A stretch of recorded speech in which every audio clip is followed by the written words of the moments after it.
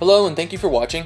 My name is John Masse and I'm one of the founders of a new application called ClassMate. ClassMate is an online application that allows educators to build and manage their classroom on the web. What makes ClassMate different from other tools is that we believe that everyone deserves access to the best tools possible for learning. Now, we are not claiming that we know what the best tools for everyone are, but we feel we have done our best to get everyone started, and we expect to listen to you, our users, as you use ClassMate to determine what either needs to change or what needs to be built next. So start teaching online with ClassMate today. Simply sign into classmate.io and begin creating your online classroom. We look forward to continuing to build the best software for education with you. I'm Alex Bachuk, a full-stack web developer. John Masse. I'm also a full-stack web developer, designer for ClassMate. So what you just saw was basically the better part of the last year and a half. We've been working on an piece of educational tech software, and we've essentially been working in a vacuum, focused on solving one specific problem for a school. So after a year, we ended up with a set of features, a digital classroom experience built on Meteor, and Hey John, a lot of headache. just a technical thing. Would you mind sitting here so that you get picked up by the mic more so? Okay, just keep your voices as loud as possible. Yeah, so we built this app 3 times, once on PHP, almost once on Rails, and twice on Meteor. So today we just wanted to share some lessons we learned. Maybe you can find it helpful. Yeah. So some things that people might be interested in, the experience of developing it in Meteor versus the other two, the hardships that you faced when you found out that maybe there were some competitors in this space, and how you kind of bounce back from that. What are some other things that people might be interested in? Packages that you guys have put together? Yeah, so when this app wasn't even called ClassMate when it was first designed. It was actually called Hopping Carrot. And we were building it with PHP and jQuery on the front end. Realized very quickly that it wasn't going to scale or become really the experience that we're setting out to build. So years later go by, Meteor, before it became out, before version 1, started experimenting with building real-time prototypes, and we started getting together. We've been building stuff for a few years, and we're like, well, let's build something. At the time, Alex thought that Rails was the thing. Yeah, I was into Rails at that time. He said, go learn Rails and then we'll go build something. I'm like, okay, cool. So I was spending my time learning Rails. I'm like, I really just want to write JavaScript. It just didn't feel right. Since we were JavaScript developers, it just didn't feel right. We just wanted to continue with just JavaScript. Yeah. So I was like, Alex, learn Meteor. And even that was kind of like, we're coming into it, and Alex was like, dude, I'm having all these problems. I don't know what's going on here, and we're trying to get over this whole thought process of it's a full stack solution, right? You have your database, you have your client side, you're not just focused on one thing anymore. So we didn't really know, when we first started building stuff, we just wanted to build things. We didn't know what we wanted to build. So you knew you wanted to work together. Yes. Right. On some project. Right. And you had this in your mind that you were going to work on a kind of humanitarian thing or education. You chose education already when you started, or? No. We started talking to companies first. We're like, well, let's find a problem to solve, right?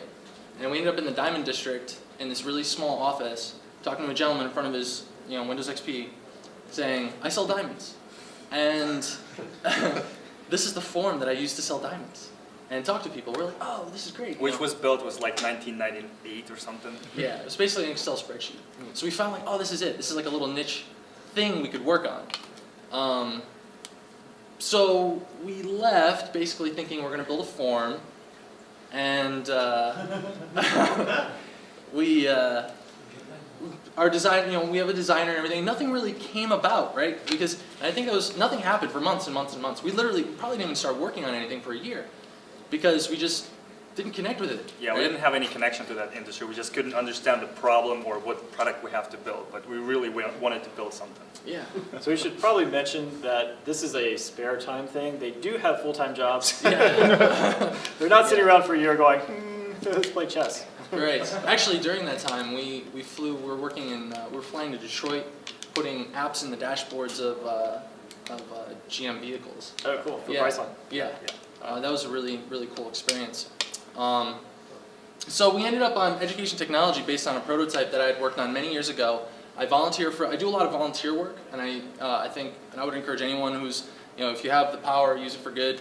So I volunteered a lot for this school. I put a content management system behind their old PHP site, and then they asked, many years ago, hey, can you help us put our assignments on the internet? I was like, well, if I'm going to volunteer to do this, this wouldn't be something I would do just for free for just you.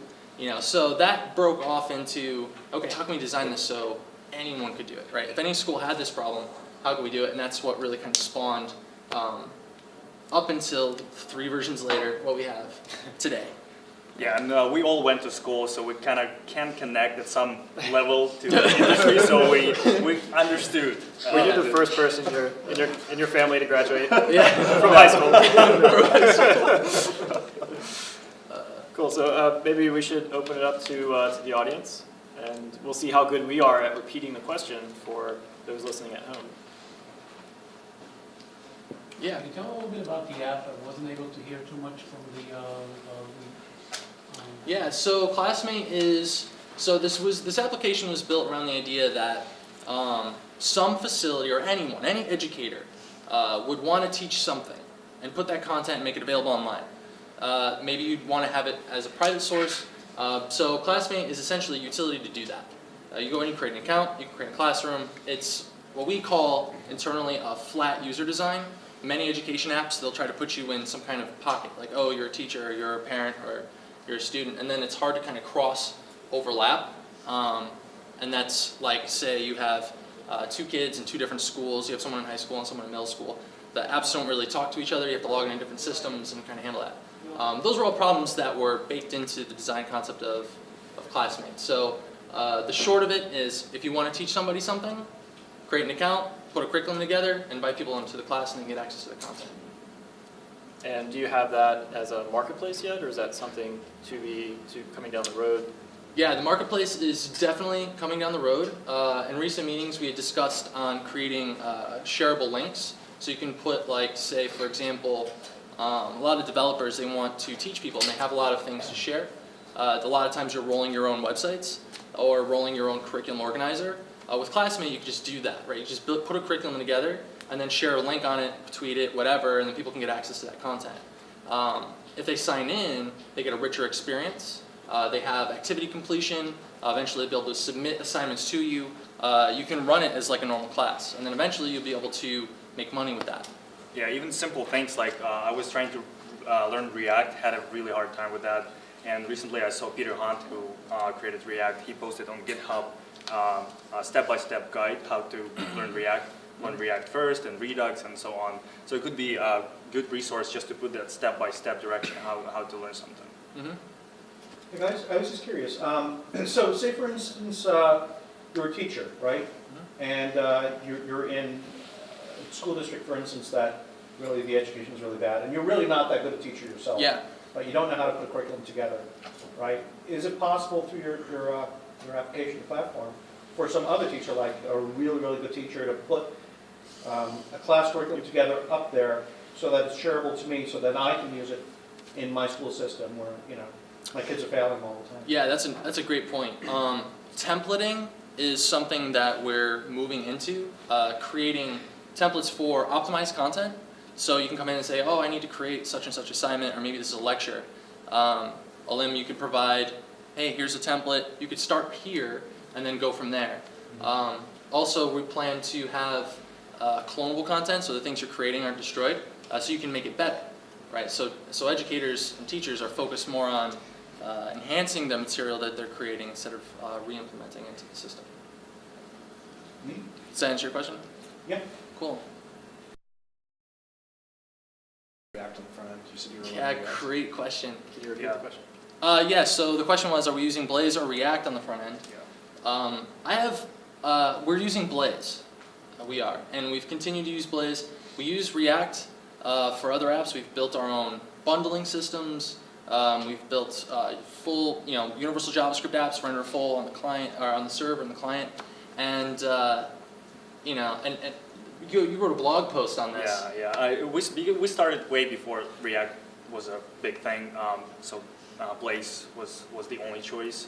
But since I mentioned I was learning React, Redux, and I wrote a blog post. So it requires so much setup, so much tooling. And I know it's a popular topic now. It's JavaScript fatigue, right? You have to go through so much stuff. And with Meteor, it's so easy. Just run Meteor and it's all taken care of. ES 2015, bundling, minification, everything. So, we stuck with Blaze for now. And on top of that, like with React, it really promotes modularity when you're creating your front end.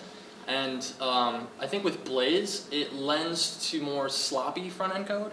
But we're still a smaller team. I think we've found, like, since we've been disciplined with how we use React and creating modules. I mean, even with Angular and defining directives. We've been more fragmented with how we define templates with Blaze, and I think we're yielding similar results, but still taking advantage of the flexibility of, hey, here's all my helper methods, right, for this section. Yeah. Yeah, Blaze. So one thing that I happen to know about you guys is that you had a period in the life of your startup where you weren't sure if you were going to continue with this startup. And it's not just you two, there's also another team member? Yeah, Peter. Peter? Yeah, designer, yeah. Mhm. Okay. Yeah. So what happened there? What was going on? Yeah, so... Was that yesterday or was that? That was almost yesterday. That's when we actually gave up. We almost put this away and said, you know what, maybe we should pivot, because it's not like we don't have more ideas. I mean, ideas are, you have them everywhere, right? And as long as you're talking to people, we actually, just in talking to educators, we came up with 3 more apps that we could build just focusing on more specific problems. So we worked in a vacuum, which, as most people in the startup community know, that's a big no-no. And we focused on one school, right? And we're like, hey, if this school has a problem, then there's other schools that have this problem, yay, right? And so we built the prototype, we delivered it, we went in and said, hey, we built this. And they're like, great, but we're not technical people. And we're like, well, wait, you said in the beginning, like, you want to use this. And I literally got an email from the principal saying, you know, to be honest with you, I would just like to avoid technology completely. And I'm like, but you're the principal of the school, and you promised you'd use this. Yeah, and should they drive said innovation, no. yeah. But that's, Yeah, I mean, we have friends who are teachers that teach in schools, and it was like, hey, use this app, you know, and you're my friend. And they're like, and the responses was still, you know what, Google Classroom's taking over the world. And he didn't even bother, and we looked at the logs, and he basically created an account and logged out, and that was it. So it was heartbreaking, right? And then we went to an educational tech. We actually didn't, to full disclosure, we didn't know educational technology was. Yeah, we didn't do like any research. We just started building a product, and then we just went to one event here in the city. We just wore T-shirts and stuff. For context, how long were you working on it before you went to this event? Probably a year. Yeah, well, a year on the version we launched. Yeah, so part-time, a year of your time Yeah. before you went to this. Yeah, we knew big names like Blackboard, Google Classroom, Mhm. things like that, like here and there, and popping up in the news, but we didn't do like in-depth research. So we went to this educational tech event here in the city. It's like wore nice T-shirts and stuff. We just thought like we're the guys. We walked into that. I got a business card. Yeah, and it was like And a brochure. And a brochure. ton of people like doing the exact same thing. Yeah. It was like the whole industry around educational tech. I remember the first time you were asked, so who's your target audience? It's like, everyone. Right? Everyone needs to learn, right? You know, it's like. By the way, don't ever say that if you're trying to raise money. Right. Yeah, that's the end of the interview. That's Yeah. a great lesson. Yeah.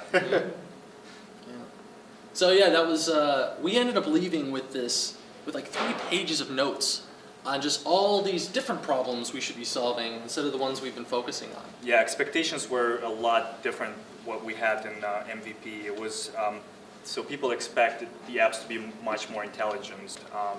They wanted to have adaptive learning, yeah, some data crunching, analytics and things like that, so which we didn't really have. So it sounds like it's more of a mature kind of industry. Oh man. Yeah. Yeah, and Surge, like I follow on Twitter, and that's all I see all day is just, oh, $1 billion went to this startup, and $1 billion went to this startup, and millions of them, like, and here's ClassMate, you know. And now we Just read chilling. books on education, We're like reading- what terminology, what LMS and CMS and things like Yeah. that. Yeah. You're learning the lingo. That's Yeah. important. Yeah. So how did you come up with the original feature set that you Yeah, The original did feature or- set.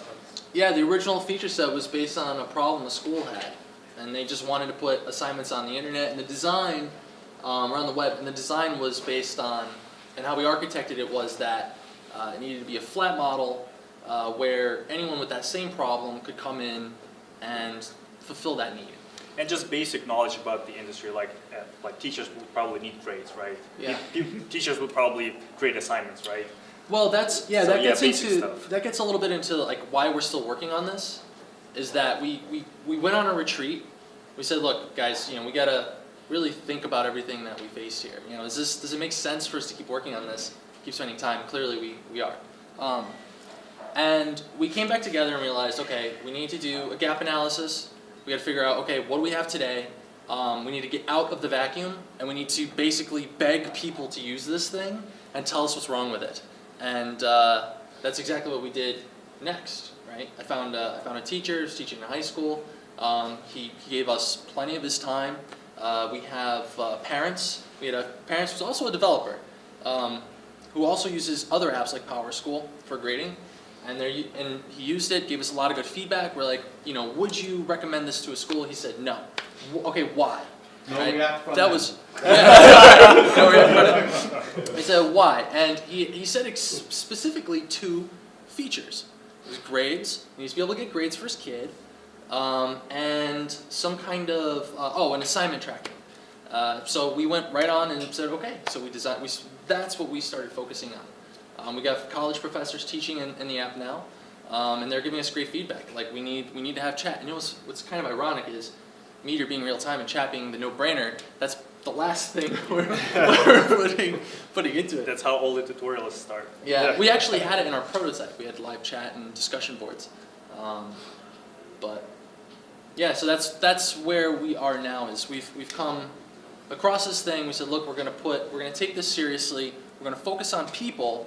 And just keep building stuff. And the last few conversations we have had have been really exciting about creating open classrooms where you can just go in there. You know what? Don't even create an account. Just create a class. Share it with people. Right? Get people in there and start looking. If they want to take it seriously, they can. If they don't, who cares? And I think those are the ideas that will really keep ClassMate unique. Awesome. Well, I think we're going to wrap it up here due to time, but really appreciate you guys coming up and talking about your app and about some of the maybe not so nice things that happened. And are you open to people pinging you questions, kind of thing? Yeah. No, Okay. we built a series of private packages. We had a lot of different things we could talk about. Yeah, went through a lot. Yeah. So Yeah. So anything Right. you So want to talk about? one of the things that you guys are actually looking to find out is which of the private packages are useful for other people, so that you can open those up. Right. So maybe what we'll do is on the site, you can give us a list of those private packages, and I'm not sure if we can do like a poll or something, or at least just present it and say, hey, these are some things that these guys are willing to give away. So John, Alex, do you have a slide or anything that you can show with the contact information for people that might want to take it down? If not, we could probably be posted on the meetup site. Yeah, probably. Yeah, we'll have to post it. All right. cool. All right, thank you guys. Thank you, guys. Okay, thanks.